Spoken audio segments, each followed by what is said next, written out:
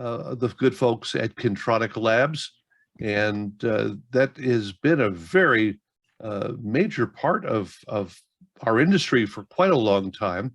And I'm really happy to say that it's 3 generations now. This is Josh King, Tom's son and the grandson of Louis King.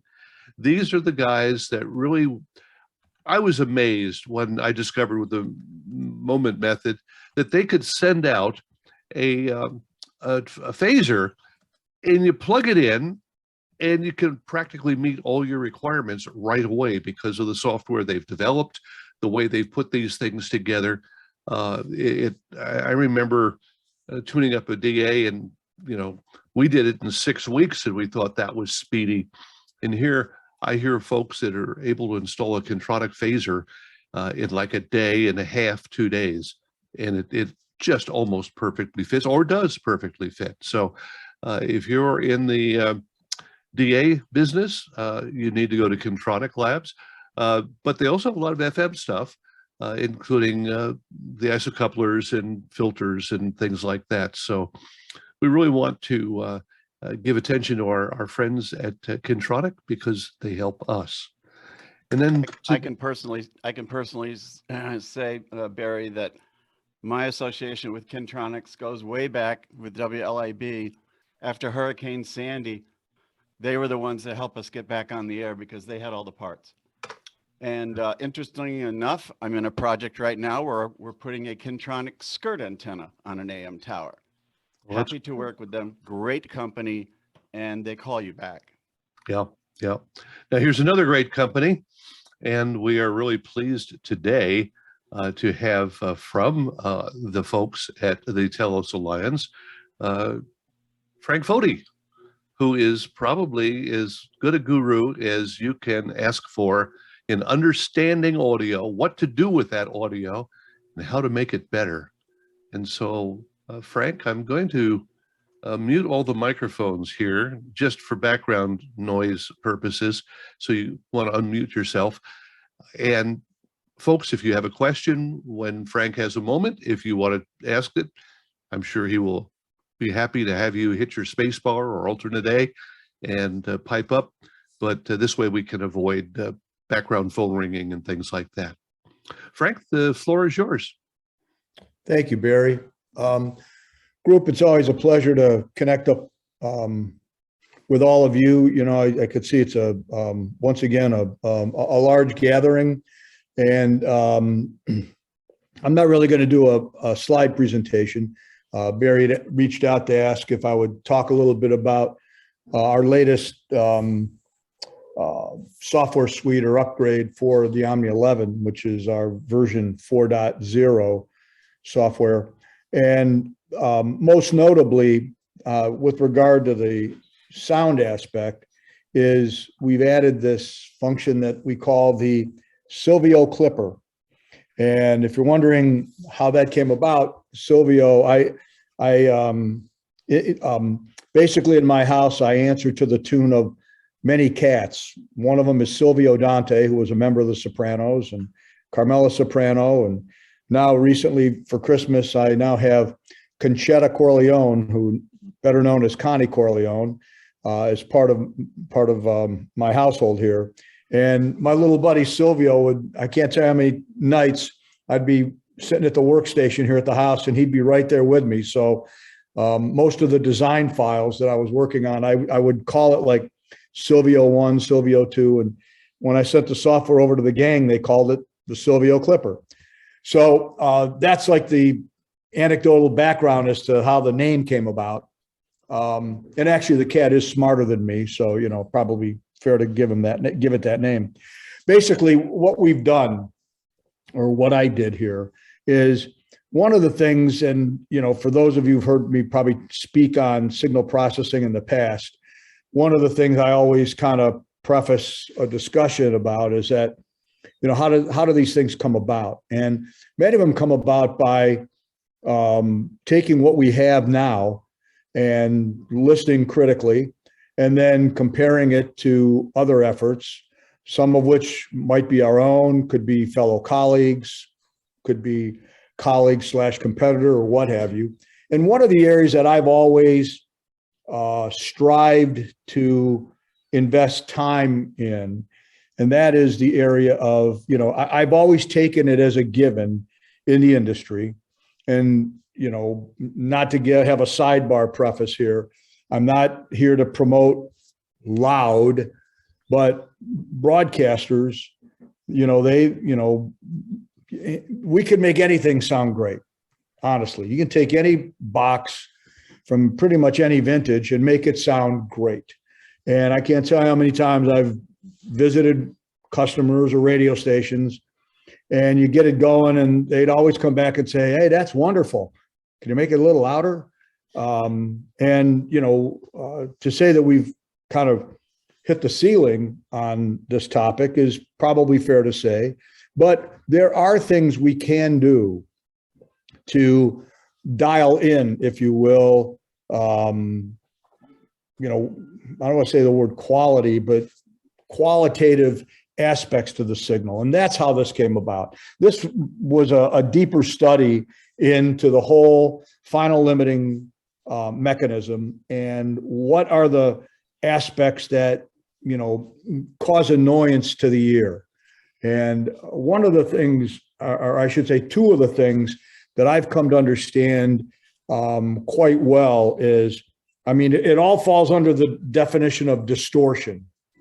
But when you break up distortion, and in the medium that we're dealing with, and in the most part, since just about everything today is digital, you've got like three distortion components that have to be dealt with. The worst one is aliasing distortion. If you try to step 1 hertz beyond the Nyquist, you got problems. And that was probably the early failings of some of the early digital processors. So if you don't know how to manage aliasing distortion or not create it at all, you're out of the game right from the get-go. The other two are, there's harmonic distortion. That's the sound, where it sounds like it's broken, or you've run out of headroom. And then the other one that I think most folks don't fully understand is how intermod distortion gets factored in here. Because even though there's clipping or hard limiting going on, there's still an intermod component that gets involved. And on top of that, an intermod component that can play games with a harmonic component.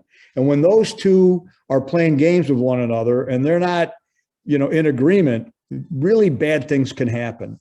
So one of the things that I've done a lot of studying on and researching on are what can we do to measure and manage / manipulate these components.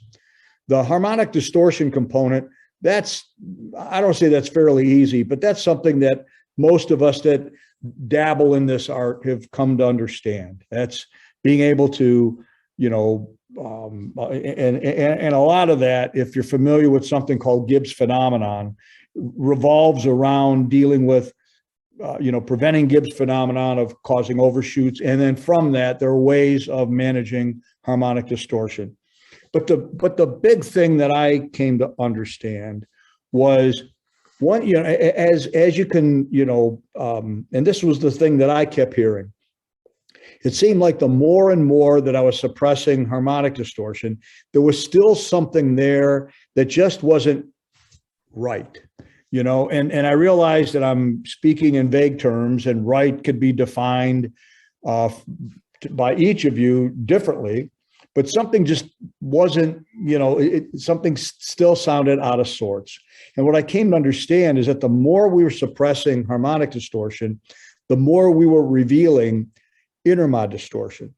And for most of us, we're familiar with the effects of intermod distortion with dynamic compressors or dynamic limiters. When the control signal is, let's say, out of control or operating a little too fast, that's that wheezy, pumpy sound we hear. Well, in a final limiter, where you basically have zero attack and zero release as the, if you were to try to quantify it as a time constant, what you end up having happen is as you've suppressed the harmonic distortion, you're hearing the result of the audio basically self-modulating itself because you've hit a ceiling that you cannot exceed. We have precision peak controllers, and we have an absolute level that we cannot exceed for modulation, and as well as the same holds true with regard to streaming. We pretty much set a point of saying we really don't want it to go beyond -1 dB full scale, and I realize there's numbers now in effect at play with regard to streaming with respect to loudness and things of that nature. But in the area of processing and the actual algorithms itself, a lot of it comes down to understanding these different distortion components. So in the case of this Silvio clipper, what I came to understand was I was able to, in many cases, almost wipe the harmonic component right off the map, just like it just wasn't there. But the peak level was precision controlled. And if you're wondering, how does like any of this look in the form of a waveform? You throw waves at it, sine waves. Or you really don't see any square waves. But what you're left with are, the resultant is usually a lot of intermod. So this latest algorithm came about by I probably exhausted whatever was in my toolbox or bag of tricks in the time domain, and I started doing a lot of work in the frequency domain. And this actually fell out of some work I had done that had nothing to do with peak limiting. It all fell out of some work I was doing with regard to developing an upmixer to go from discrete stereo to discrete 5.1 and keep all the audio sounding natural and good definition and things of that nature. And one night, one of the things I'll do as in trying to develop things is I'll try to think outside the box with something. And the point here was I took this algorithm where I was taking two discretely different signals, in this case, stereo audio left and right, and the resultant was basically yielding to me a discrete center channel with respect to this surround algorithm I was working on. I said, what would happen if I took, instead of left and right audio signals, what if I put one channel in that was unprocessed and another one that was heavily processed? What's the algorithm going to yield? Well, lo and behold, it yielded a precision peak controlled signal with harmonic and intermod distortion that was suppressed to a huge degree. So much so that the audio just sounded, it was peak limited, but that affected sound of heavy intermod or heavy harmonic distortion was very difficult to hear, if at all. And one of the things that we have here that I refer to as like our own torture test, and I'm sure I can see the names of some of my colleagues on this call that are quite well versed in the world of audio processing. I'm sure you guys have your own list of torture tracks. This was the first time I was able to take like my suite of torture segments and throw it at this limiter and basically crank it up as far as I could, yet it wasn't falling apart. And so we've incorporated this into this latest version of software in the Omnia 11. And what we have found is that some of the added, let's say, functions in the processor that we were doing, when I say we, stuff that Corny Gould and I had worked on over a number of years, and Corny especially had done some creative work with respect to not allowing the clipping stage to get too deep, or if it was trying to get too deep, there were some controls put into place to keep it operating within reason. We were finding we could even turn that stuff off, and the audio just, it allowed the audio, so to speak, to open up and retain a level of fidelity, yet contain that level of quote unquote competitiveness. I like to use the word competitiveness. Programmers like to call it loudness, if you will. But we were able to factor in a manner of dialing in more fidelity, more fidelity to a peak limited signal, such that in an area where competitive processing is desired, you can do it and sound as good as possible. The feedback that we've received thus far has been, I've been pretty astonished at some of the feedback that's come from some pretty critical ears. So that's pretty much the overview of what this part is in the new software for Omni 11. So I think, Barry, if it's, I can pause at this point here if someone has questions either about this or, something that's signal processing related or things we may or may not be doing. My ears are open. Happy to entertain any comments. Well, I think it's great to hear about the suppression of both the Intermod and the harmonic distortion at the same time. And Barry, I have to tell you, this, for me, this has been fascinating stuff. I have, the whole journey from the time it was little baby cutting edge technologies back in the late 80s, even to now, it never ceases to amaze me.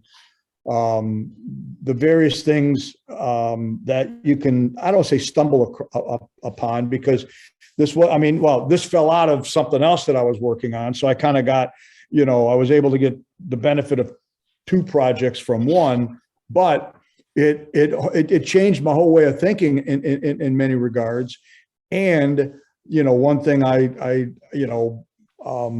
wish to say, this kind of work will never be done. It'll never be done. And that's, every once in a while I'll have somebody ask to do one of these email interviews, or they'll ring me up and want to do an interview, and they'll say, well, Frank, aren't you ready to admit that, we can't go any further with broadcast audio processing? And I just politely say, I don't agree with that. Now, are we going to take conventional transmissions and be able to flip a switch and make them 6 dB louder? That, I think, is a bit of a stretch. That would be analogous to the Cleveland Browns winning the Super Bowl this year, because we know there's no hope in hell for that to happen. But are there ways that we can do things to improve the listening experience?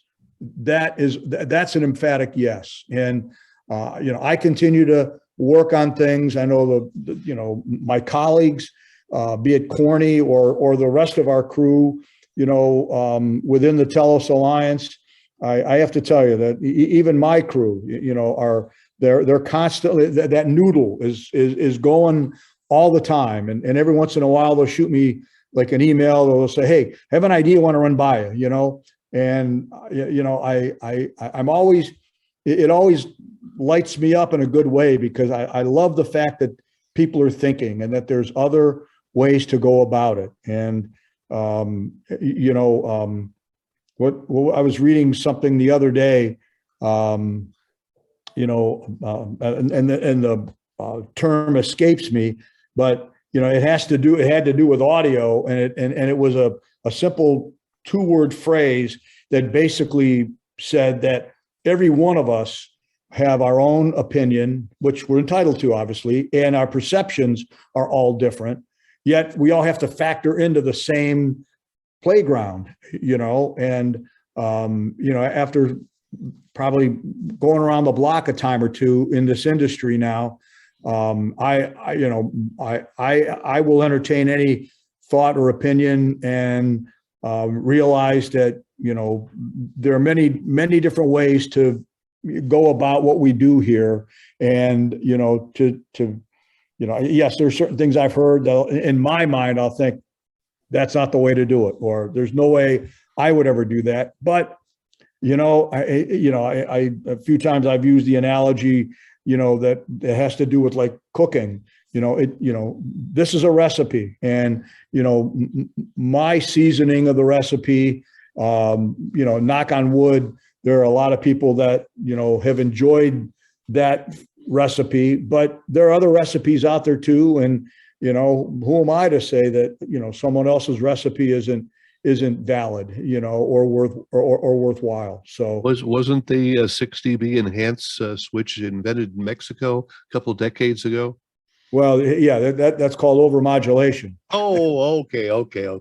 Actually, very true story. Many years ago, Steve and I were down in Argentina. Steve had some context down there. We were down there demoing some stuff, and we went over to this FM station, and we were showing them our stuff. And throughout the world, the world regulation is 75 kilohertz deviation. And we're down there, and I learned that in Argentina, that if you're a licensed broadcaster, at least this was probably in the year 2000. So I don't know, maybe the regulations have changed now. But if you were a licensed broadcaster and you paid your proper, yearly costs, you were allowed to deviate up to about 133% legally. If you were not, and you were a pirate, then the government would come in and nail you if you were overmodulating. Because I'm down there and I'm looking at this, QEI monitor where the meters are pinned, and I'm like, guys, something's wrong. They're like, oh no, Mr. Frank, that's okay. We paid the money. We're allowed to do this. So. Yep. So yeah, they were probably 3 or 4 dB louder than what we would have here in the United States. A couple of comments and questions. Comments, questions? Yeah. Go ahead, Hal.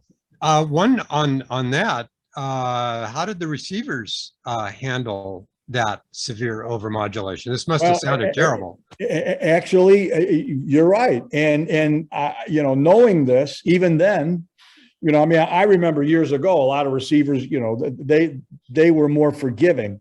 The stuff today, and I used to say to them, I say, guys, the IF strip in that table radio or in your car, I'm going to tell you 110, maybe 115 at best, but they didn't want to hear it. So at the end of the day, it's not that I throw my hands up, but that's not my bailiwick. So I in my heart, I felt I felt it worthy to, make them aware of that, because, sure, at some point, somebody's going to come in and say, hey, it's distorting. They're going to think it's the processing. It's not the processing, because as we know, just about every exciter today will push it out to 200% without breaking a sweat. But if the radio can't handle it, and those of us here who do understand know that's what's going to happen, you got problems.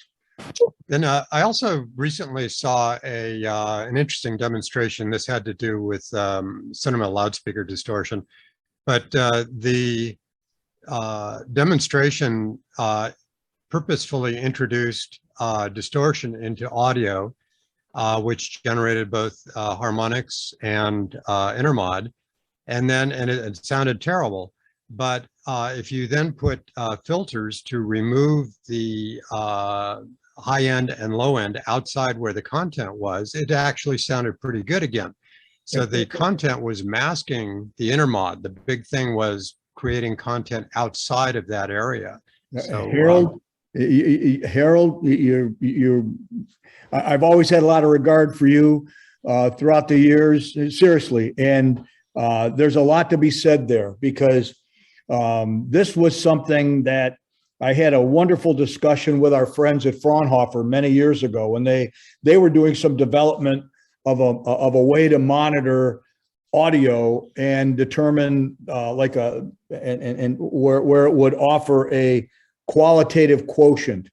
And they came and said that it was a fallout of the whole codec masking curve. And they said that and with distortion, any distortion components that remain close to the fundamental, the ear actually enjoys them, and it sounds bigger and fatter. And that as distortion components get further and further out from the fundamental, that's when the problems come about. So to that effect, don't think that we haven't, factored in some of that with regard to some of the enhancements, in the processor, because that's some of the stuff that helps it get that fatter sound or bigger sound or warmer sound and things of that nature. Yeah, what was especially impressive was removing Intermod that was below the fundamental. We expect harmonics above, but we don't expect something below. Right. Also, to me, Intermod and harmonic distortion are symptoms. The real issue is nonlinearity. Of course. And you've got, of course, clipping, crossover, as to where the nonlinearity is. Is there some specific portion of the waveform where nonlinearity causes more distortion than Intermod, or the other way around? Oh, yeah. You know what?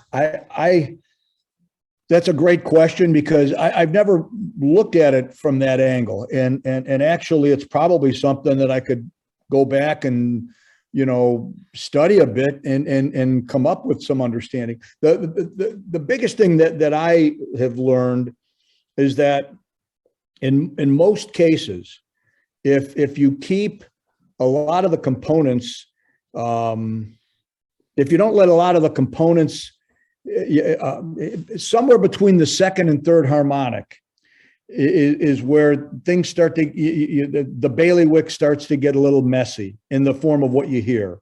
And by the same token, one of the,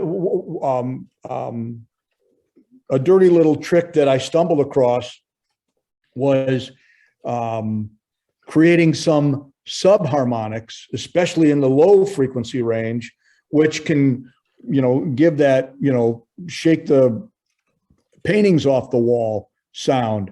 And some of that came about because there were certain songs that I've always loved growing up. This had nothing to do with radio or audio processing, that I always thought that there was something missing.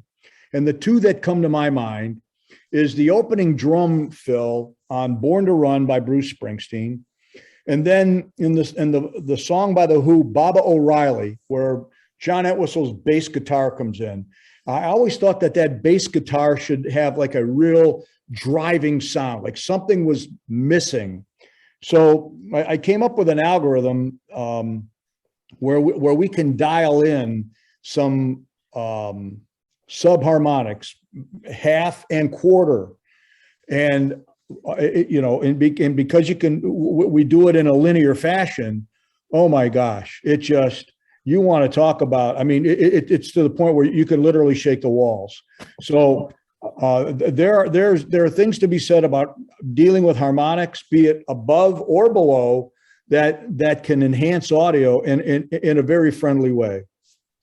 We've got a couple of questions here that have come up, Frank, and maybe you can catch up. You were talking first about modulation levels and 115% thereabouts. Of course, that leaves the George Freese Audio Pilot out pretty good.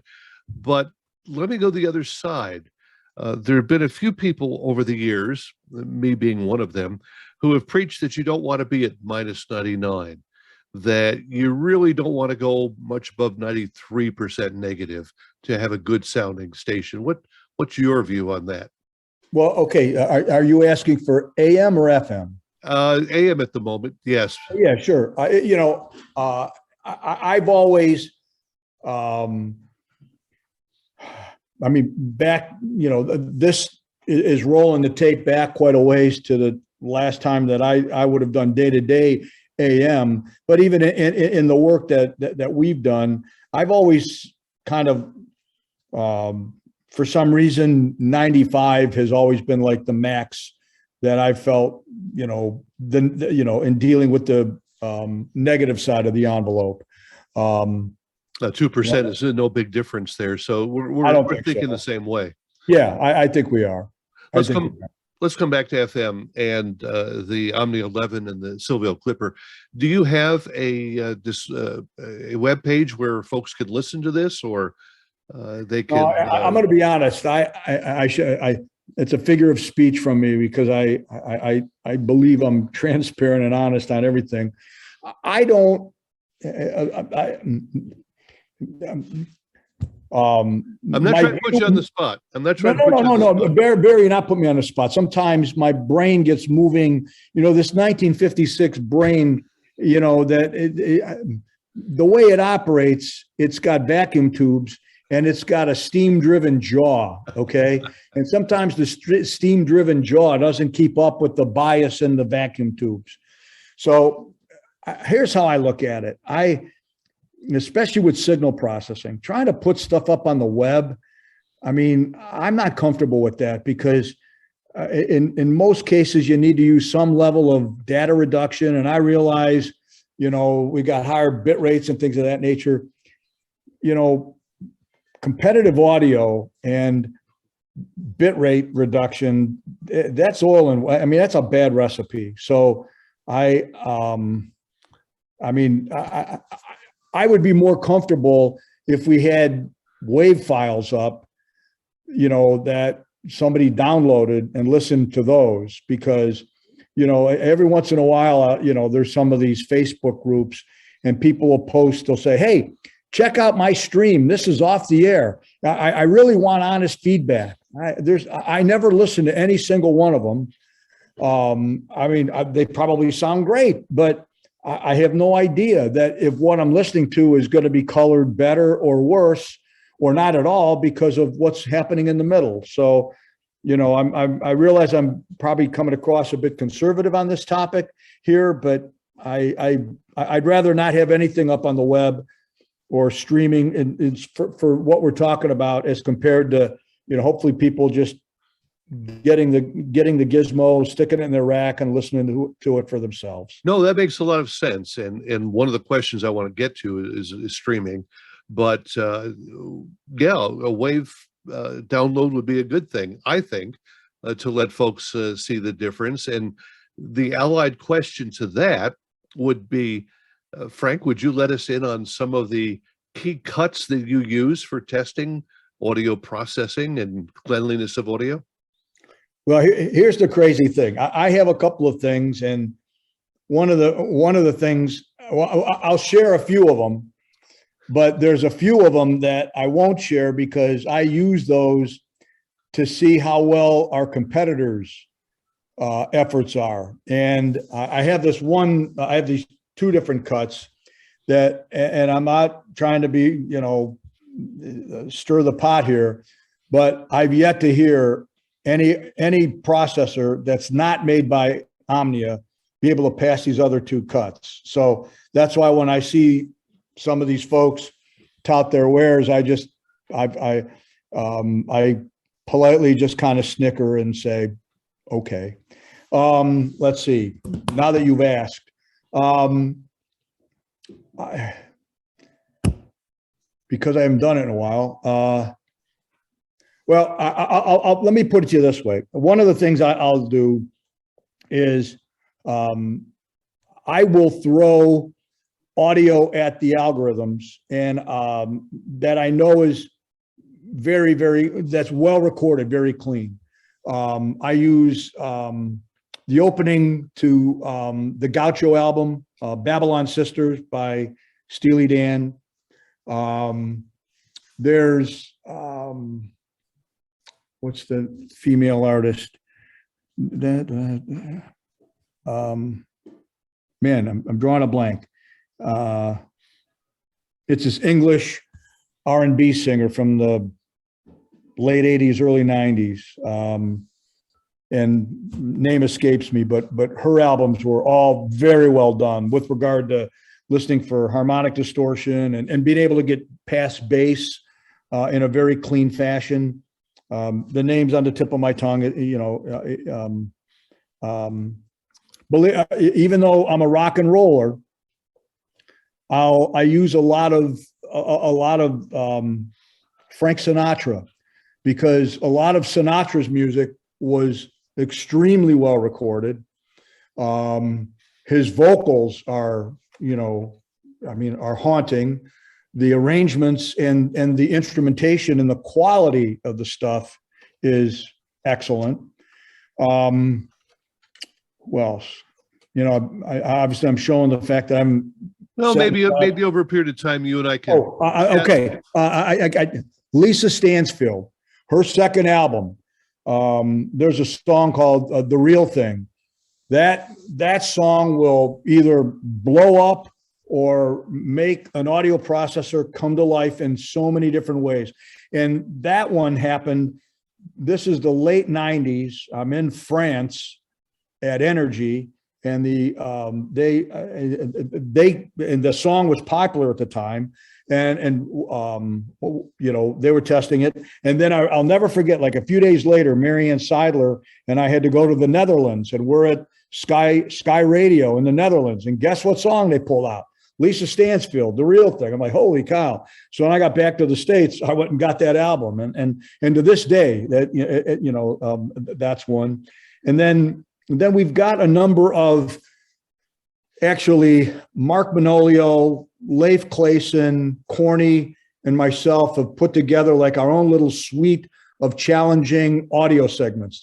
They may be like 10 seconds, 30 seconds in length. And we know it. Here's one. Kelly Clarkson. There's a song where she's humming over a piano. It was a big hit for her. That song alone, if you want to hear whether or not you've got intermod problems with your processing, that'll do it. Because what'll end up happening is that the lower notes in the piano will shove her voice just enough into the clipper to where her voice ends up sounding like frying eggs.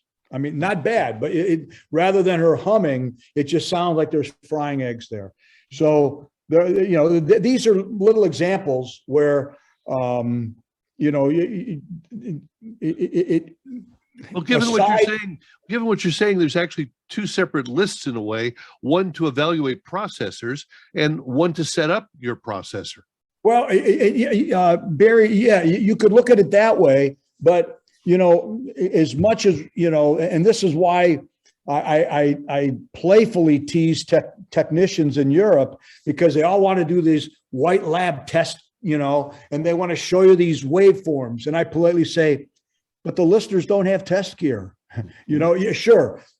Test, waveforms, looking at bandwidth, all the stuff. Yes, scientifically and engineering wise, we need to do it for conformity. I get that, and I do it too.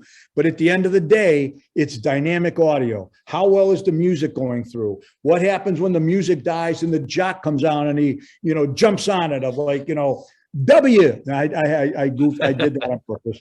I mean, these are real world examples that the device, the processor, has to handle. I mean, it's a given. It has to handle it. And sure, we could throw dynamic things in front of it, and obviously we are with compressors and limiters. But the rubber's going to meet the road on the back end. I mean, if you don't have a good, final peak limiting system that's able to manage this stuff, you'll be like having a V8 engine and you're only running on 6 cylinders. Well, the reason I asked the question in the way I did is that once, say someone has bought an Omni 11 and they show up and they've got 25, 30 preset possibilities that you've put together, that Corny's put together, and you can have medium rock, heavy rock, whatever. But then how does a station itself develop its own sound unless there is certain records that you would recommend that they make sound the way that they think it sounds good? Oh, Barry, that's a really good question. And it's not that I don't want to commit to something like that.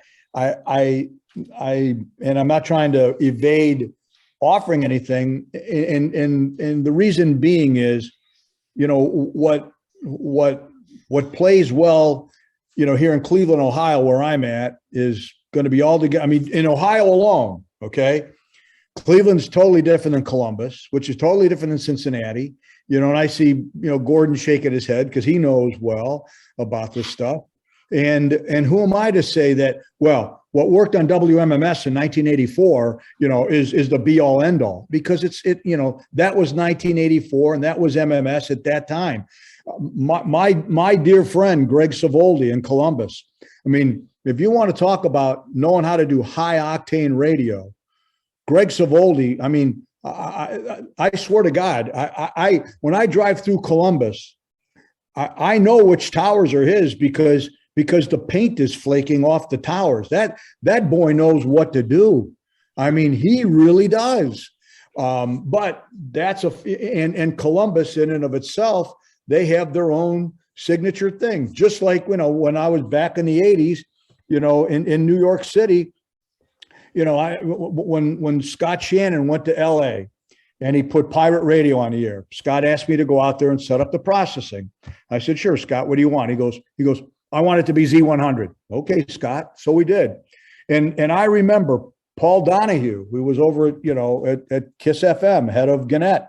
And Paul would call me up because we were friends. He'd say, Foti, that New York sound's never going to work here in LA. What you're doing, that's crap. And I knew that I couldn't dial it up because New York at that time was cranked pretty good. It's not that way today. And New York, unfortunately, I think has gotten, a bad rap for it. But I'll tell you this, pirate radio went on the air. The rest of Los Angeles excuse my language, they got an ass whooping back then. And I even remember Greg Oganowski. Greg was kind of doing stuff on the side. He'd call me up and pick my brain. And Greg and I have always had a great relationship, as colleagues, engineers, competitors, and ton of respect. And even Greg kept saying, I never fully understood New York until he went and helped get, at the time it was Hot 103, helped get them off the ground. So I say this because, trying to say, hey guys, use this song, set this way, that might work in my development lab. That may not work great out in Arizona, Barry. Yet, or it may be too tame in Chicago, but that's another reason why we've got a wonderful, great group of people in our support group that understand all this. And if somebody's hey, I just put this thing on the radio, I'm looking for some help. That's why my team is there, and they do a great job. And that's a good answer. That's a very good answer. And if you want to really go throw it back all the way, when we put the first app on the air at KRLA, it was a very similar situation. Gang, just so you know, I see there's a lot of questions and things coming up. I'm not real good at watching those and watching stuff here. So I'm seeing a lot of suggested songs and things that I'm going to say, yeah. I see somebody mentioned Linda Ronstadt. Agreed. Her stuff extremely well done. So another song, Toto, the fourth album, Africa. Dun, dun, dun, dun, dun, dun, getting those bells to come through. I mean, same thing. Good. We should talk about this maybe offline, as it were, or a little bit further. I have one more here before I turn back and invite. I mean, I'm talking too many times here, and there's other folks that want to ask you questions, I'm sure. You mentioned that you're not a streaming fan, and I don't want to go deeply into that if that's. Well, no, Barry, it's not. I don't want to say I'm not a streaming fan. I am a fan of streaming. I don't want to stream over the air, conventional AM or FM down, and try to shove that down, a code link. That's exactly where I'm headed. Oh, I'm sorry. I apologize. No, the problem becomes stations have their main processor, and they think that all they have to do is bridge it and send it down the stream, and it's going to be wonderful, and it isn't. And so whether we're talking about LUFTs or we're talking about a dB full scale, or processing itself has to be different, doesn't it? Oh yeah. I mean, and again, it comes down to that final section. Just in the same way, we can't take an AM final limiter and stick it on FM. We can't take FM final limiting and stick it in streaming. I mean, those are three different distinct transmission mechanisms, and they've got to be dealt with in the same way. I'm sorry, in their own unique way. Streaming, you can create a pretty powerful sound on a stream. And what we've done is we've done our best to utilize look ahead limiting in a manner where we try to minimize the intermod effect of look ahead limiting, because there is going to be no matter if you're going to delay something and then adjust it, or delay it, adjust it, and then bring the signal in, a few milliseconds later, there are going to be, content segments that are going to sound maybe not the way you want it to sound. And that's just the way that the algorithms work. So we've gone to doing it, in like a multi-band type of mannerism, and then minimize the amount of wideband look ahead limiting. But by doing that, what we're doing is we're not introducing harmonic distortion, which codecs do not like. And by the way, codecs don't like a lot of intermod either. Years ago, I had some NAB paper where I showed spectrographs of what can happen under certain intermod conditions through a codec, and it's not pretty. Okay. Anyone has a question, you either raise your hand or jump in and talk to us. I had a question back on AM. I posted a link to a paper by Jim Ton on diode demodulators for AM, and what they do if you go over a certain limit. He has one theory on it. I think it's more of the asymmetrical drive impedance to the low pass filter after the diode. But in any case, diode demodulators have a lot of distortion if you modulate heavily. The question now is, are diode demodulators used in AM receivers anymore, or is it all DSP? And does it make any difference? Also, if it is DSP, how does that handle carrier null to multipath? Are we back to, does the DSP act like a synchronous AM demodulator? I have a feeling that most radios today, Harold, are, what they call these software derived versions, and what they may or may not be doing on the AM sections. I've not studied it that in depth. I'm sure there are people that have. My guess would be, it's possible that some of the folks at Ubiquity probably studied it over time because of how they have to, do things with regard to HD radio and the AM side. But the topic and the question that you bring to the table, is very good. And I apologize, I don't have an answer for you. All right, thank you. We have a question here on the chat from Brian. He says, where do you set your processing when you have to feed some of your transmitters over the internet? Meaning, well, okay, I guess I need a little bit more information, because depending on how, when you're, feeding over the internet, are you feeding left, right over the internet?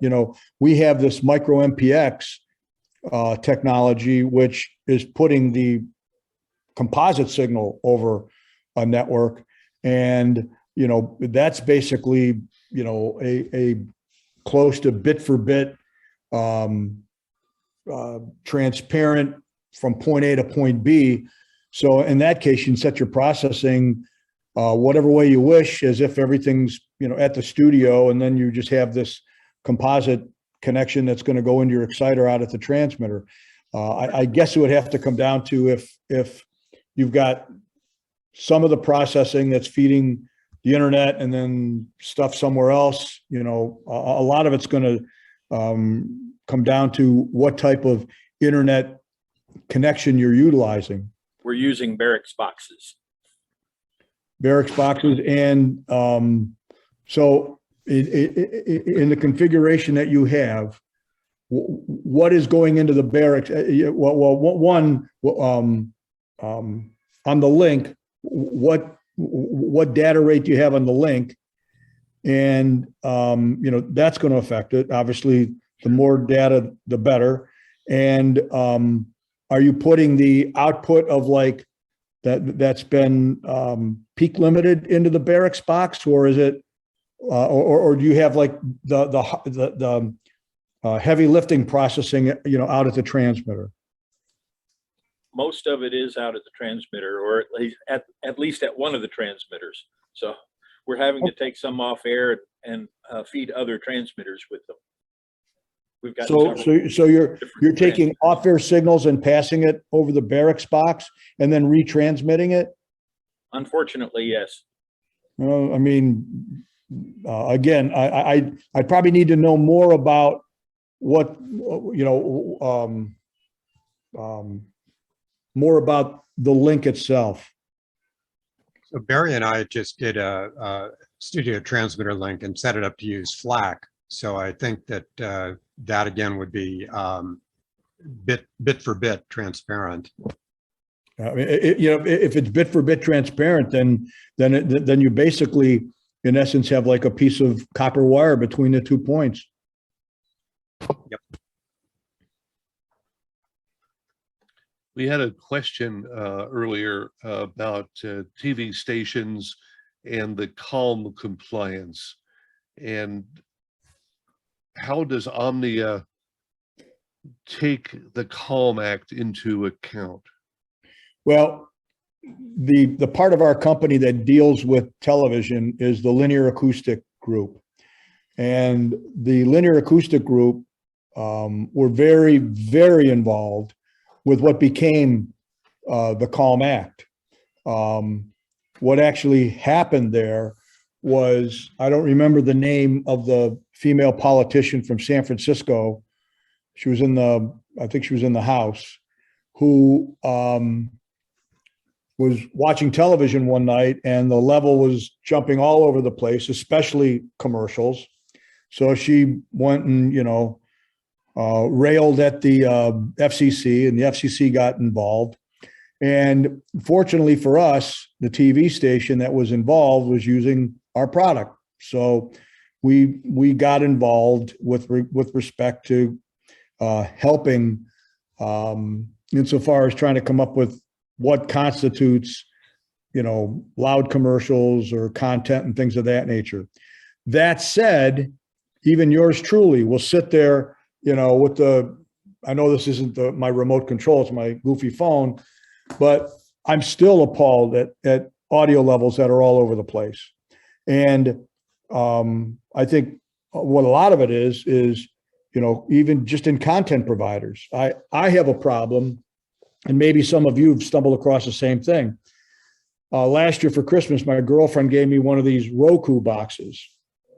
Well, I hook it up, and I find that a lot of the streaming services, be it Netflix or Amazon Prime or what have you, when I run one of the previews of a movie, the previews come out screaming loud. And then I go back and I say, oh yeah, I want to watch this movie. And then I click it on and get it going, and I'm running the volume up and down. And, my Roku is probably 6 dB louder than the output of the Klipsch system that I use to, have surround sound in my television area.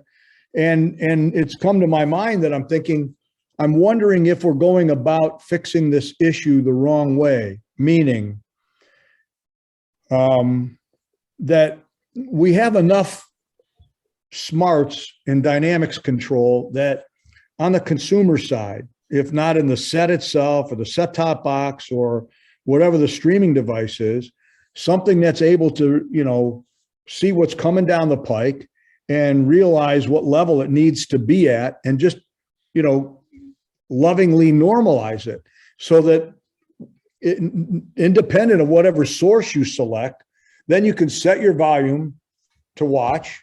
If you want to set it at 15, it stays at, effectively 15 as compared to things up and down like crazy all the time. So, coming back to the question about the Callmac, we honor it. At least the linear acoustic television products honor it. And but one of the things that we don't have control over is that while our gear may be in the transmission path, if things are being switched in after the fact, if it's cable related or something, content provider related, there's nothing we can do there. Yep. That's why I think if something is done, automatically in the, and not even to say you want to have them serialized, even if you had a mechanism in your set-top box and then in the selector box, and even in the television, they could all be smart enough to know that if the first one fixes it, the others don't do anything. Then this way, you can set your volume to whatever you want it to be, and it's going to be there, and it's going to stay there. There was a product shown at NAB a few years ago. I have a Roku and I'm on Cox. And if I listen, so am I. I'm on Cox as well. If I listen, let's say to CNN overnight international, and they break for a spot, the spot could be as much as 10 dB hotter than the programming, or worse. I think that was called like aftermarket or aftermaster, and the idea was to come out of the television after this and then level things for this. I bought one. It's okay. Okay. Yeah, it's got an HDMI output. You go into it. There's a little, a wall wart power supply, and then you go into your television. But it worked after the, but you could hear it operate, and like there's a better way. Is that a consumer grade Automax? Basically, yes. Maybe yes. Maybe we need to get your linear acoustic guy on with us one time to talk about this in a greater way. The question was raised, and maybe you do know, maybe you don't. Is there a way to establish compliance, a compliance log, or a way for a TV station to show that they are complying with the Calm Act? Well, that's a good question. And one of the other things, and this came about, this predated linear acoustic working, being part of the Telos Alliance. And this grew out of something when the initial HD television system came on the air. I remember I sat in a number of AES presentations where they were talking about the Dolby Digital system. And I kept raising my hand and saying, guys, this thing's flawed because people are going to misauthor dial norm and the dynamic range thing and whatnot and so forth. And I remember thinking, we need to make a box where we take in the Dolby Digital signal, look at it, and if it's authored incorrectly, we reauthor it. And that's how I got to know Tim Carroll, because Tim was working for Dolby at the time. And Dolby selected Tim to be the henchman to come to Cleveland and tell us, oh yeah, you can buy one of our Dolby Digital encoders and decoder and do all the development you want, but you're not allowed to break into our stream. And I remember thinking, hold my beer. Well, long and short of it was, a few years later, Tim calls me up and said, hey, I left Dolby. I always remembered your idea. We did it. And so one of the things that the linear acoustic processors have the capability of doing is taking in the Dolby Digital signal, and if it's incorrect with respect to the parameter, the metadata parameters, it'll reauthor them and send it out as the way it's supposed to be based on the audio signal that's there. Interesting. Mr. Redman. I think he's muted. Richard? Dick, unmute your mic Unmute Yeah. yourself. There you go. No. Okay. Yeah, what happens is if chat is up, the spacebar doesn't work on Macs. Anyway, what are your thoughts, or do you have any thoughts about Nielsen audio processing and what that can do, has done, is doing? Well, Nielsen's a fun name in my neighborhood because a few years ago, I ended up in their chief operating officer's office because they were a little bit upset with us dealing with the PPM system. I haven't gotten too deep into what they're doing audio processing wise. I need to spend a bit more time with that, but I do know that some of the thinking in that neighborhood is interesting, to put it mildly. We have an interesting relationship with them because we've done all this PPM work within our company, and now that they are allowing the equipment manufacturers to put the PPM encoder in our products, we've kind of had to say, well, we won't play with your data. Although we have done enough work to know that we can enhance the performance of their ratings data, but I have to kind of leave that alone. Understand. Let me put it this way.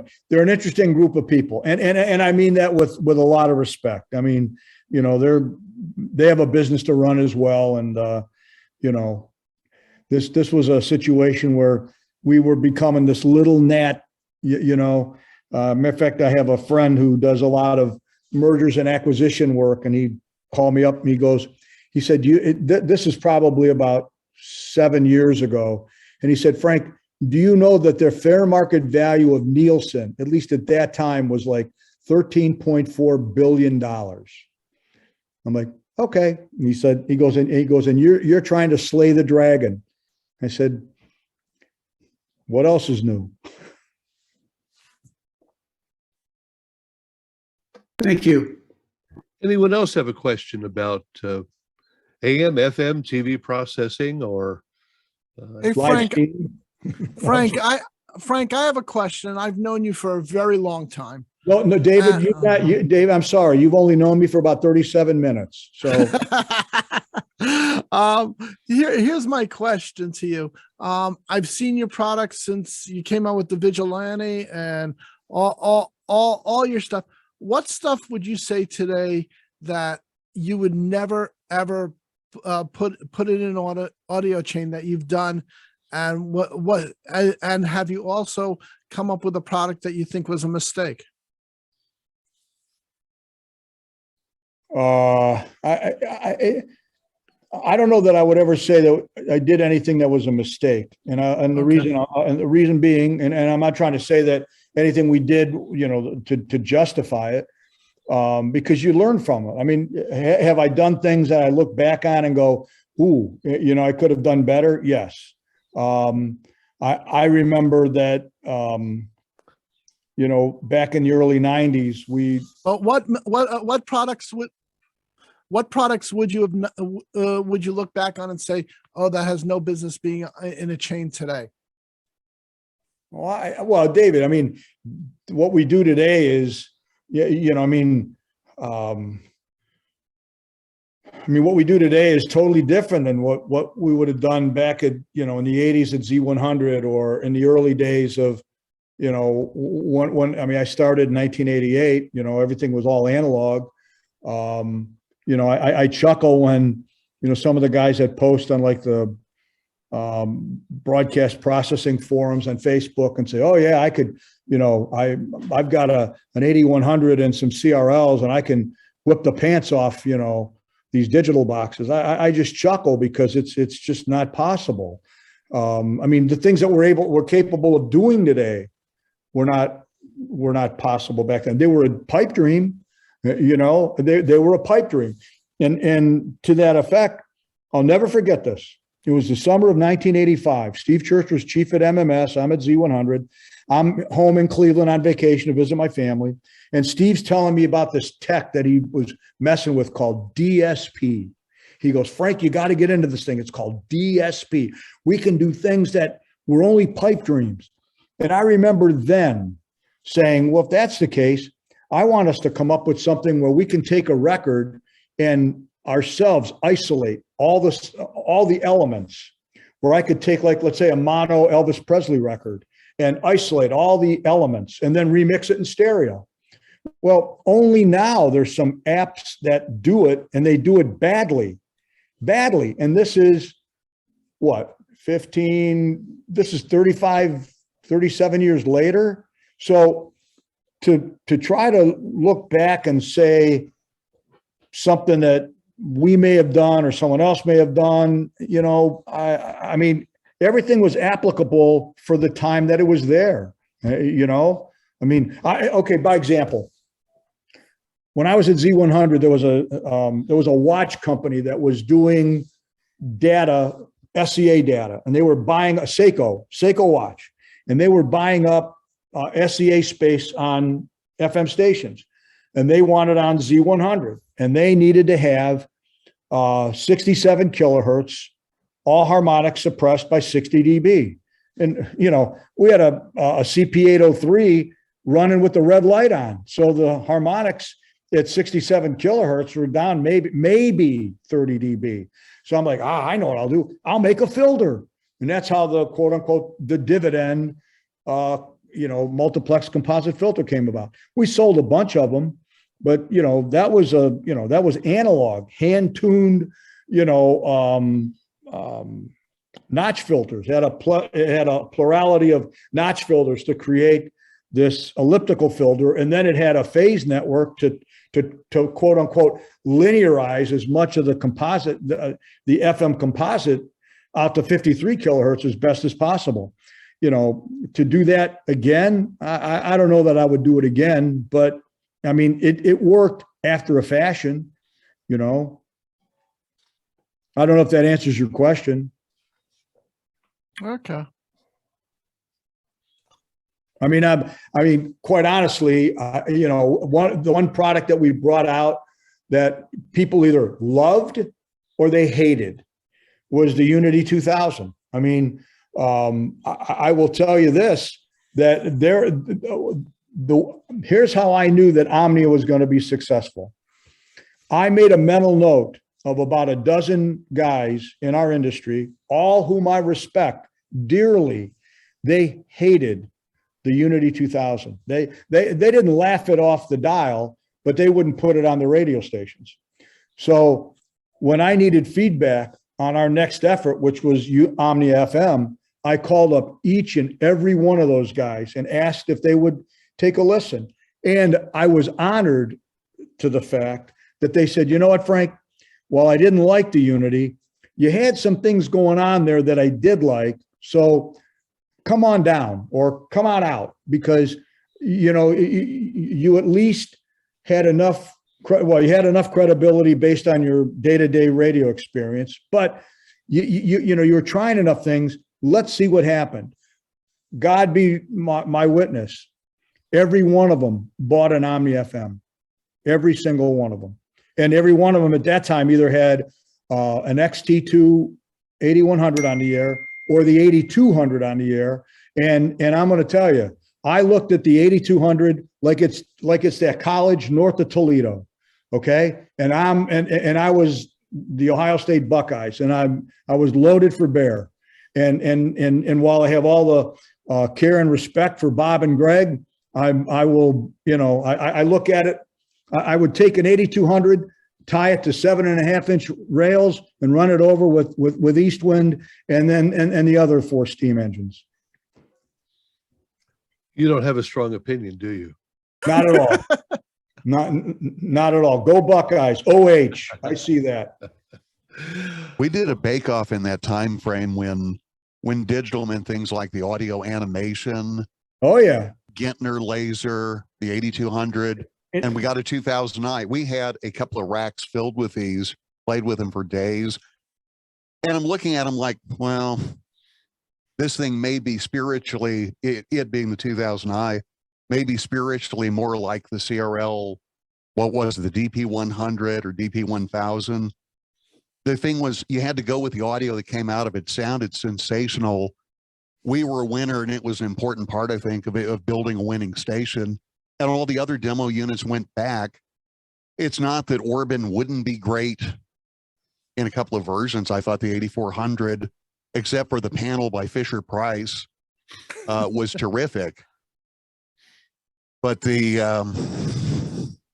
just had to listen to what was available. The Gentner laser was real neat, but there is audio that went into that thing in 1990 that still hasn't come out. Well, in fairness to Bill Gilman and the guys at Audio Animation, they didn't understand, and even Bob and Greg on the 8200, they didn't understand the whole aliasing distortion topic. And the first time I heard the 8200, I remember thinking something doesn't sound right. And, at the time, my little, cutting edge technologies, we didn't have money in the war chest to go out and buy one. And the guy that tipped me off, there was a guy in Houston. I don't know if he's in radio or not anymore. His name was John Allen, and he was at, was 101 on the dial. Yeah, he worked for Errol Coker at KTRH and KLOL. Yeah, that's it. Yeah. That's it. KLOL. John had a great ear. And I was down there, and he did have a Unity 2000, and he goes, "Hey, I got to show you something." And he had demoed the 8200, and he sent it back, but he ran a video, and he said, "Watch what happens when I sweep up, through the, up to 15 kilohertz." And you saw the sine wave like jiggling now and then. And he's like, "Frank, what the hell is that?" Well, I remember telling Steve Church about it, and Steve goes, "Frank, that's aliasing distortion." He said that thing's only sampling at 32 kilohertz. He said they're in trouble. He said, unless they've got, the wherewithal and the processing power inside to bump it up, he said they're in deep trouble. And now, I remember they used to say, no, we oversampled up to 128. That was still way too low. And Audio Animation and Gentner got into the same problem. You could stick a sine wave into the laser and it would come out a triangle, depending on where you set the time constants. Yeah, and a lot of it from just our vantage point as users it was kind of like when the 9200 came out for AM from Orban. Its side effects were just absolutely out of the realm of our experience. We'd run them midnight to dawn and listen to it saying, it's not bad. It just doesn't sound like anything we've ever heard before. And it took a while to kind of figure out, what are we hearing? You guys were designing and listening to things critically, and we're just listening to stations saying, the presets on the 8200, these were not, I thought, first of all, I couldn't believe that Bob or Greg came up with any of them. I thought most of these just sound uncontrolled. They don't sound good. They'd crash into the clipper, or they would just sound like it's going to fade off to nothing any second. I put it on the air one day before lunch and cut lunch short because I thought, this isn't subjectively wrong. This is broken. We cannot leave this in place. Well, guys, I think in fairness to colleagues and competitors, it's probably best to chat about our own stuff. Well, totally. And it all worked later, but it was the Monty Python problem. This turned my audio into a newt. It got better. I understand. And I apologize if I was, a little stepping over the competitive line there. It's just, I guess you can take the competition out of the boy, but maybe you can't take the boy out of the competition. That's not a problem at all. The reason that I asked you to come on today and talk about the Omni 11 update and the Silvio Clipper is because I think it's important for us to understand the thought process that went behind what you're doing. We get Bob in here to talk about the Optimods or somebody else, as the case may be, maybe Ben Barber or Jim Wood to talk about the Innovonics, but to understand the Omnia, that's why you're here. Well, I appreciate that, guys. And from the get-go, and I mean this sincerely, the basis of what Omnia is today is really the Z100 processing, but with today's technologies that are there. I'll never forget, when we put Z on the air, obviously our competitor was WPLJ, and it was probably one of the most packed, it was loud, one of the most packed up sounding radio stations I'd ever heard in my life. The only one that it's ever probably eclipsed that was Fun Radio in Paris back in the 80s, or I'm sorry, the 90s. But I remember thinking the way that 95.5 was in New York at that time, I remember thinking, you can't listen to it. We need to be competitively loud, but you want to listen to it for a long period of time. And, electrically, we were probably not louder than PLJ. Dynamically, we were louder. And the analogy, this is where I came up with what I call the hot water analogy. And that being, go over the kitchen sink, turn the hot water on, get it as hot as you can. And if you take your finger and stick it under the hot water and hold it there, yeah, that first few seconds, it's going to be hot. But then as your nerves desensitize, it's not hot anymore. Well, now let your nerves, come back, leave that hot water on, and then just keep doing this. Dynamically hit that stream of water. It's going to be hot every time. That's what we did with Z100, where the ear was allowed to breathe a little bit. Yes, oh yes, it was packed up. The mod monitor was packed up, but compared to everyone else on the dial, there was this, this dynamics that was there. When you hit 100.3, I'll never forget, Scott Shannon once said, he used a quote from Roger Daltrey of The Who.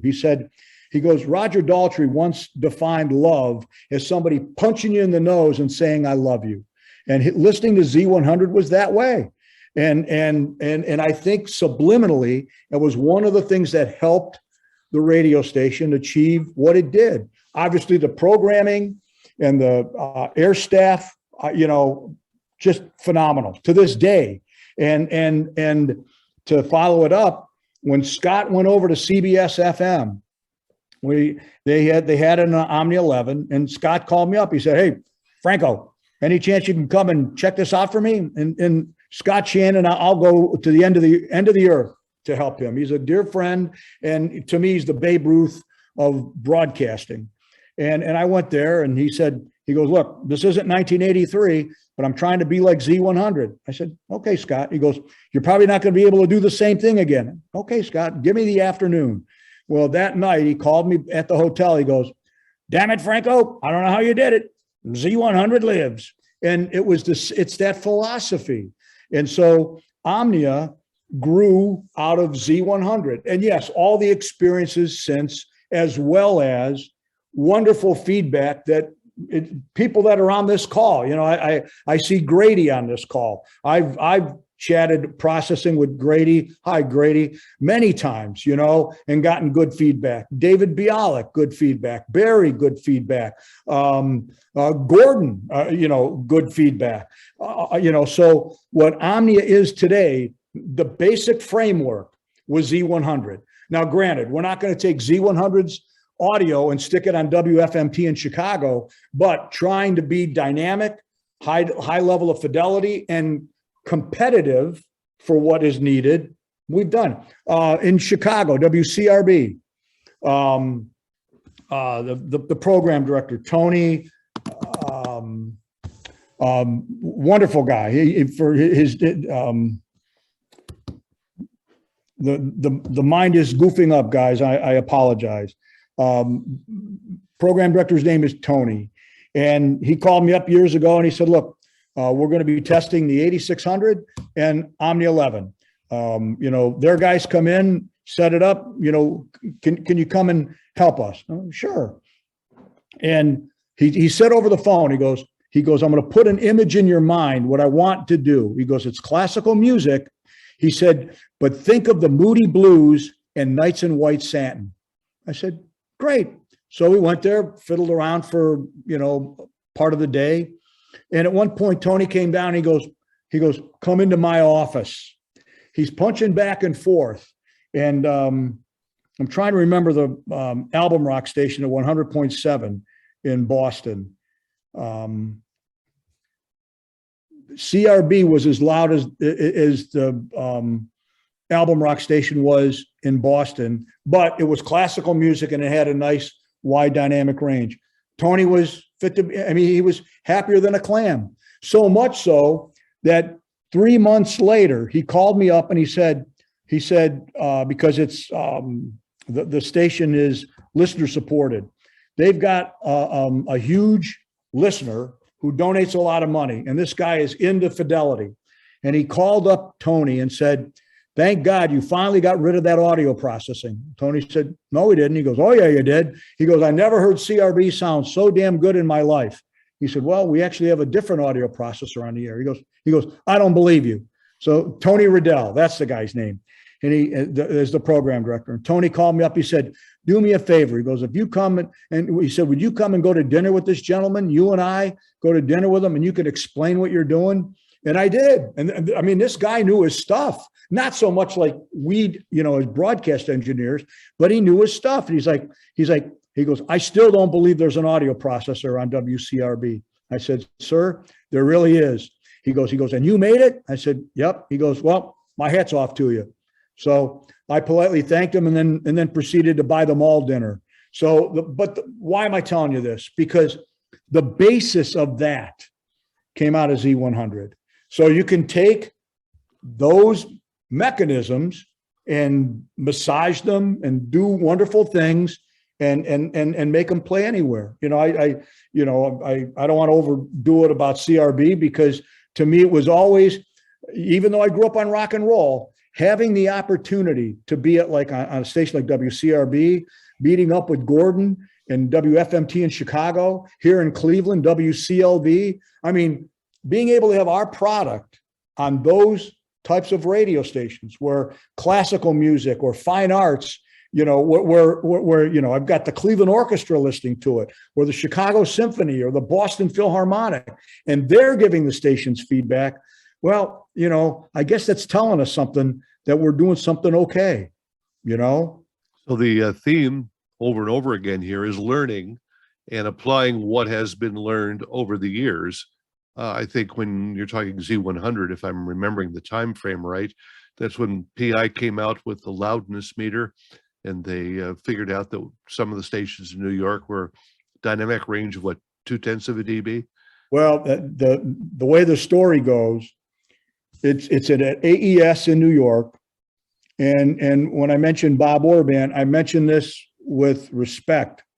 Bob had the prototype of his loudness meter, and he was showing it, and he had friends at the in the New York office over on Varick Street from the FCC, and they came by, and Bob is showing them this, and Bob is saying, yeah, there must be something going on over the air here, because normally the loudness meter would be sitting at about 0, and this thing was hitting, it was bending the needle. And the gentleman, Jerry LeBeau, who was at the time overseeing all of the Blaupunkt Ari systems in New York, happened to be overhearing this inspector from the FCC, and he turned to Jerry and he said, "You know these guys, right?" And he said, and Jerry goes, "Yeah." He goes, "Here's the deal. I'm giving them 1 week. If they don't come into compliance, I'm writing tickets." So the next day, Jerry was making phone calls to all the chief engineers in New York City, and we all agreed, I think it was like a Saturday night at midnight, excuse me, all the modulation levels came down. At least they stayed that way for probably a couple of weeks. True story, guys. True story. Yep. Tim? I can vouch for it. Yep. Frank, you you won't remember this, but you were at an SBE meeting years and years ago, and then we went down to see the old Z100 studios after. the Oh, I meeting. remember. Yeah, I remember that. Yeah. So I go to New York quite often to see Paul Sanchez. He's been my best friend forever. And when I go there, we always listen to radio and it talks about crap. Well, I was in New York the week that Z launched. And all I can remember is the day I turned on the radio in my car, I looked at it and I said, what the fuck is that? Seriously. And this was when? It was the week after Z launched the station with Scott. Oh, yeah, well, I will tell you that probably the main reason I went and did this was I received on a weekly basis numerous phone calls from program directors who, were in New York, obviously rolling cassette tapes, and they wanted to know what the processing was. Well, I was not at liberty to say. It was a corporate mandate. At the time the station was, when I was there, it was owned by Mallray Communications, and I had built the Z100 air chain for Eagle 106 when it launched. Did one for MMS, and then Steve Kingston, who was working with Shannon and I, he consulted some stations. So I made one with permission from Mallray for Y100 in Miami and then B104 in Baltimore. But at some point I remember thinking, wow. And at the same time, I had a little buddy back in Cleveland who was doing this entrepreneurial thing called Tello Systems. And I remember thinking, I wonder if there's, I wonder if there's a future in doing this. And so 1988, I figured, well, if I leave, and since I did develop it, and there was no paper, meaning like any contract that said you can or can't do this. And Mallray at one point even tried to cause trouble for me. And the general manager at Z100, who was a good friend of mine, Dean Thacker, told the corporate, he said, he said, Frank developed that. That's his. He said, yeah, we have it, but that's his. And if you think you're going to be able to cause trouble for him, think again. So, yeah, I was always astonished at stuff like that. But you mentioned Paul. I will tell you that, if somebody said to me, who else sounded good on the dial? Because Paul was at BLS at the time. Man, 107.5, that station just sounded phenomenal. And one day, Paul, we were doing some work on the master antenna late at night, and all the stations were off. And so Paul and I are hanging out down on the BLS transmitter, and he's got that, great sense of humor. He goes, hey, he goes, something tells me you learned that the red light on the CP803 is not overload either. The name I haven't heard in many years was Paul Sanchez, and I was wondering if it was WPLS and WLIB, and I did work with him way back. So great engineer. Good to hear. Great engineer. I've seen your stuff, Harold, in our plant. Yeah, I worked for Paul from 2005 until after the MS thing, and then I worked for Alex for a few years. But Paul and I have known each other since college. Great engineer. And the quick backstory, if you guys have interest, when I brought out Omni FM, Paul was, I think he was at Emmis at the time. Yeah, and I went and I showed it to him, and being the fact that we're good friends, he never held anything back and I never held anything back. We went to lunch and I could see that something was wrong. I said, buddy, what? I said, did I offend you? He's like, no. I said, what's up? He's like, that Omni is really fucking good. He said, Mike Guidotti and I, we made this analog thing, the thing that's on Hot 97. And he goes, now we're not going to be able to sell any of them. I said, well, wait a minute. If you think the future's in digital, why don't we pal up? He said, what are you talking about? I said, we can make a little business deal and we'll come up with something called Omnia FM Hot. He's like, you'd do that? I said, of course I would. So if you guys want to indulge in a story that's both about Paul and Mike and business. Frank, was that the Smash-O-Matic? No. Okay, That because was, I've seen the original Smash-O-Matic. yeah. Yeah. But Paul and Mike spent a number of weekends here in Cleveland where, I got to understand what their algorithm was about. And then I modeled it. At the time I was using a development system called SPW, Signal Processing Workstation. And we got it to a point where Paul and Mike said, Frank, you cloned it, you did it. So now we had to work out the business arrangement. And I'd never licensed anything before. Steve Church had. So one night I went down to Steve. I said, look, I've got this thing. I want to, license it. I said, like, Steve, give me an idea. Like when we license stuff from Fraunhofer, like, how does that work? And he threw out like some big number that we pay in advance and then X amount per instance.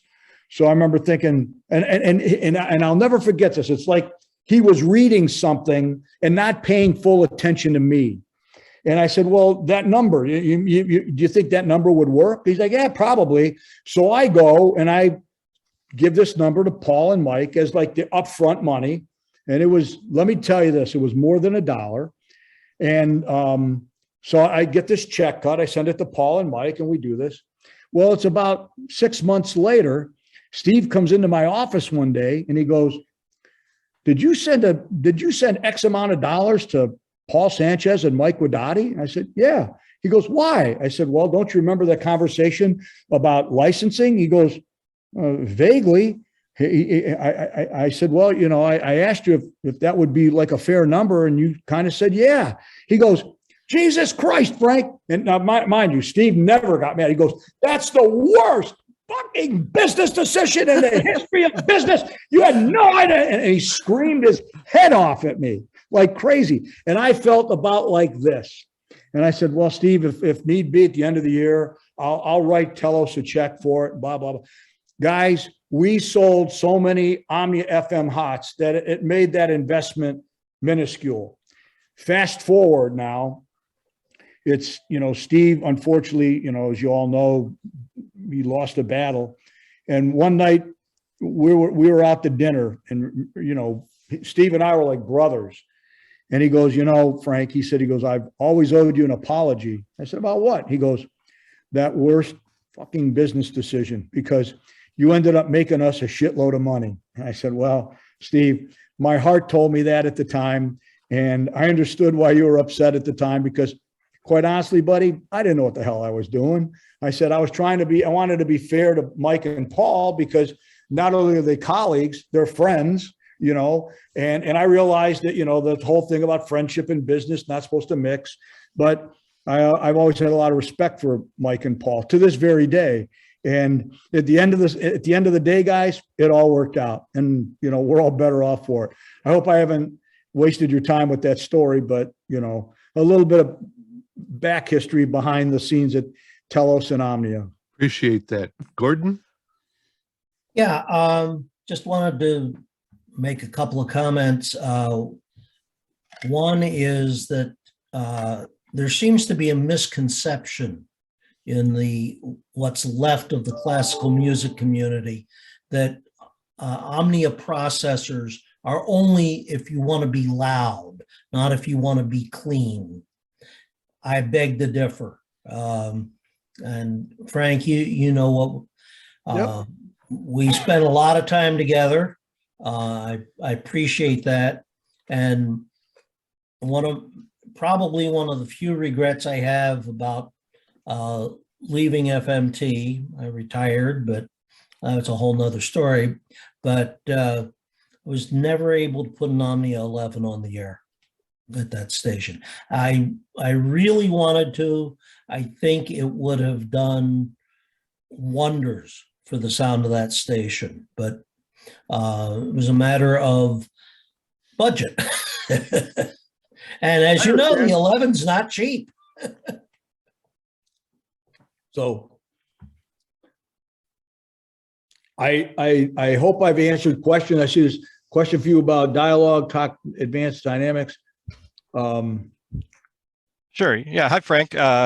Yeah, so I pretty much put the whole thing in there. I don't know if you've used any of these tools. The cyber resonance is something that's come up here for our talk station. We do a lot of extra content on the side with podcasts and a lot of other file delivery things. So this was suggested, but I'm well aware of the Minnetonka product range, at least for the radio side, and the 9, the Omnia integration. We use that in Austin at my last position, but not sure about the advanced dynamics processing. So I don't know if you have any familiarity with the cyber resonance SEON or the audio tools advanced loudness adaptation.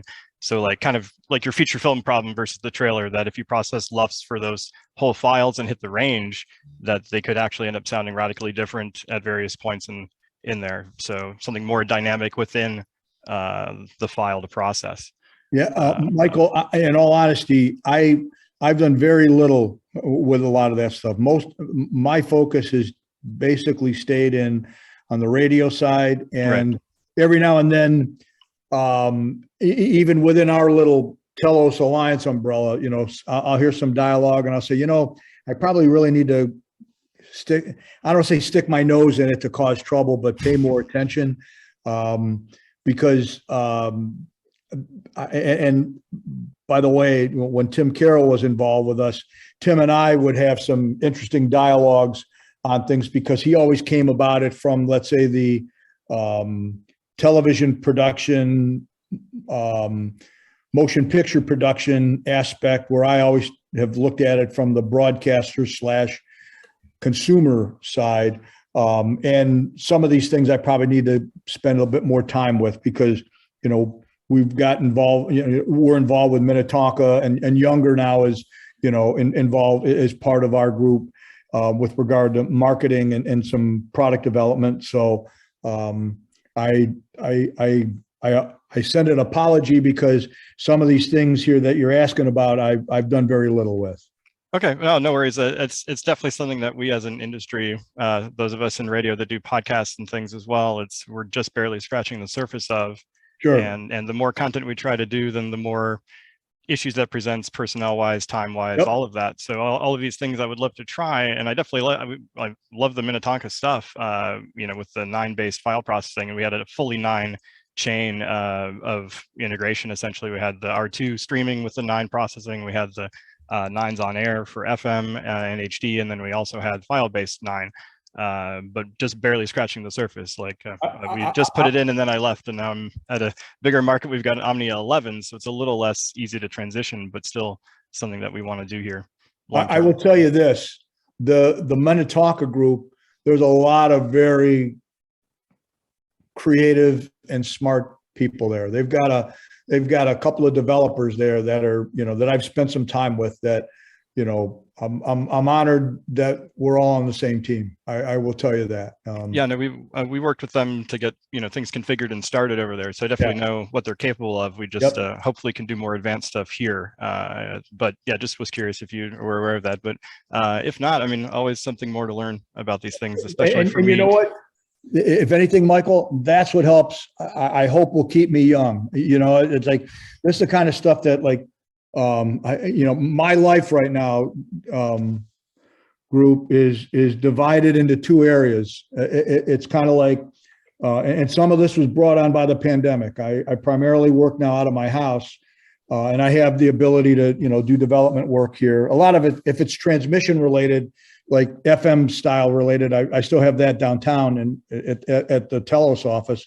But I do either this stuff, and then, I was doing this earlier today. I've become quite involved with the live steam hobby. And I even have a little side business with a buddy where we make parts for the 1/8 scale live steam group. And I say this because that keeping the gray matter going. And I can't tell you how many times those doggone steam engines have helped audio algorithms, because, you change your location, or you change, your perspective, and I'll be working. I'm like, okay, I got to get this steam engine timed up properly. In the background, all of a sudden I go, oh, that's what I need to do. And vice versa. I've had, steam engine problems where the audio algorithms have helped those.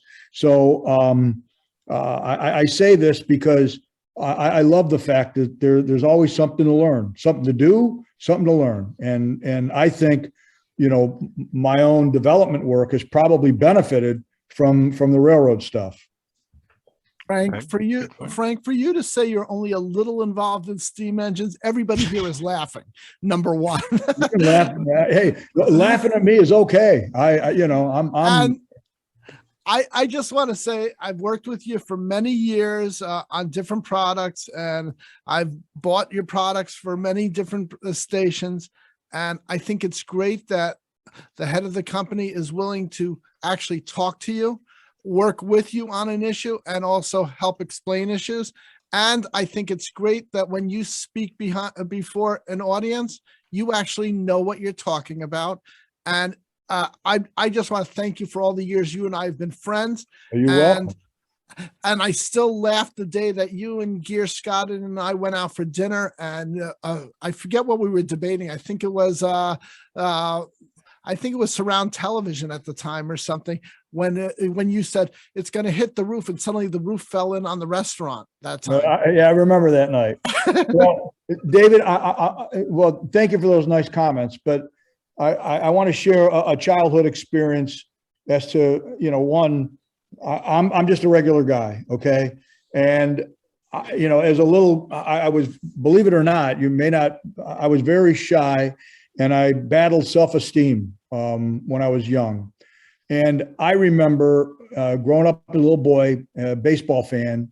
My favorite Cleveland Indian player to this day, thank God he's still alive, is a gentleman by the name of Rocky Colavito.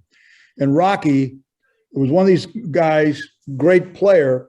After every game, Rocky always took the time to sign an autograph for anyone, talk with anyone. And here's somebody in my eyes is like a god, okay? And I remember thinking, you know, there was something, I learned a lesson back then.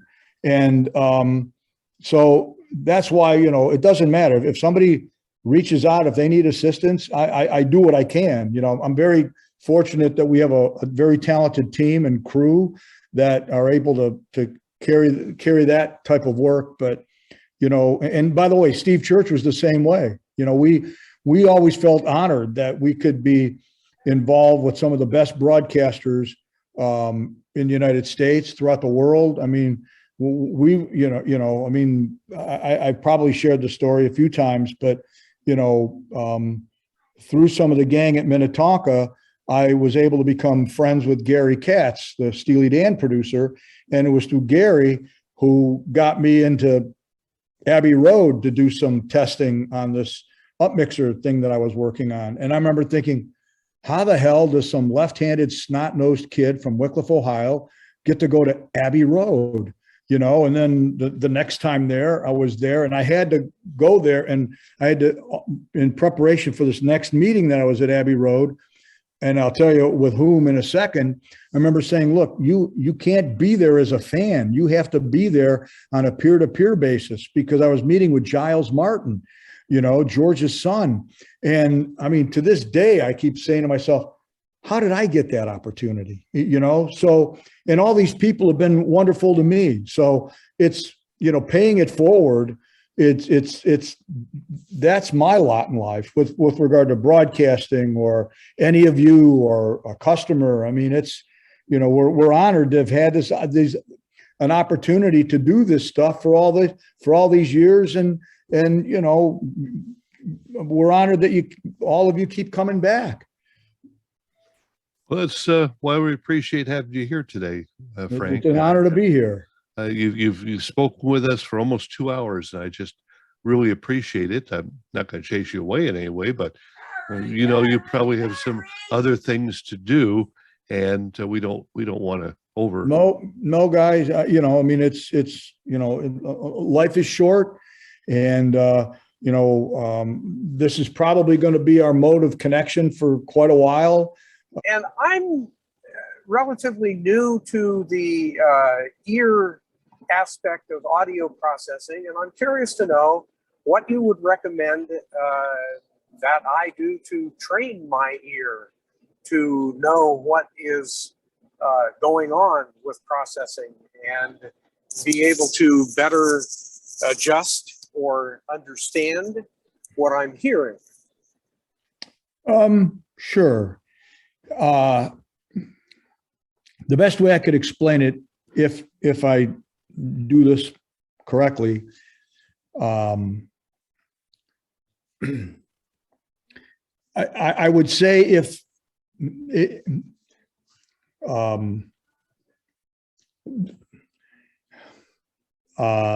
trying to make a comparison of listening to the audio from program to off air is probably not a good idea. Probably the best thing to do is get a sense of how your station sounds now. Compare it if there's some other station on the dial that you're formatically being compared to or competing with, and listen to them, and then listen back to yourself and say, how do we compare in the competitive level, loudness or fidelity, EQ. Now, insofar as the processing itself, some of that comes down to being able to have yourself get like a sixth sense as to what the processor is doing with regard to dynamics, compression and dynamic limiting, how much final limiting / clipping is being applied. All of these, and then there's trade-offs between them. There's some schools of thought that use very little dynamics activity or slow dynamics activity and build loudness with the clipping system. There's other folks that want to build the loudness utilizing the dynamic sections where they may run the compressors and limiters somewhat aggressively and use less clipping. That that'll do it, but and there's trade-offs to both. If you use a lot of dynamics, it can begin to sound thick or busy. If you go the former way where you use less dynamics and more hard limiting, it may sound more punchy, but if too much hard limiting is there, you'll start to pick up some types of distortion at certain times. The best thing I would suggest is and this is what I remember doing many, way back in the beginning, is to get a device, go in like some area where you're offline and throw stuff at it and say, okay, what happens? How does it sound if I run this limiter very fast, like with a fast release or a slow release, and slowly but surely, the brain and the ear and even the eye, because I only use the meters to, I never adjust for meter activity because the meters can fool you. You're not doing that. They're there to kind of like let you know if you're in the ballpark, if you will. But at some point you pick up like a sixth sense of like, if you're in the ballpark of how you want it to sound, because again, it's like a recipe, and I many times I use the analogy about making barbecue sauce. Some guys like it tangy, some guys like it spicy, some people like it sweet. It's not fair to say that one's better than the other, but it comes down to playing around with it so that you're learning what the different functions are doing and what happens when you're playing around with those different functions. Yeah, each station needs to have its own sound and its own format to match the music. I mean, if we go back too many years, the only thing you really had was clipping. And as one famous guy said, he'd go out the back alley and it was filled up with tops of waveforms that right you end up with no total time spent listening, because people can only hear that loud clipped noise for so long and then they go away. Right. And that's, again, because of my background and experience, I can tell you most of the DAPs that I dealt with in the early years, they got followed by something else that was a more intelligent clipper than a diode. Right.